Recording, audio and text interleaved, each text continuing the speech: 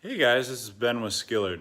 As many of you know, we have a gauge pod bracket that mounts the Speedhut gauges in the 280Z. We get lots of requests to be able to adapt that into the 240 dash, and so we've got something put together that'll work for that, so I wanted to show you how it goes in.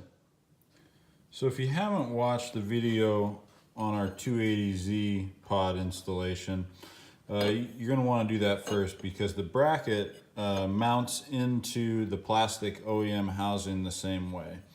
And so this is the version that we were making for the 280Z. And now basically it looks almost the same except for we've added this slot right here. And you'll see why in a minute. So soon all of them are just going to be this same design. And the difference will be is if you order the 240, you'll also get this additional bracket right here. And so we'll take a look here on the back of the 240Z dash, and you can see that you have the two brackets that are mounted in the plastic housing, and then there's OEM tabs here and here. And so what you're going to do is you're going to take the new bracket and you're going to use the included hardware and secure this long bracket to the OEM tabs, and these are slotted. You can see it here on this, so you have adjustability up and down.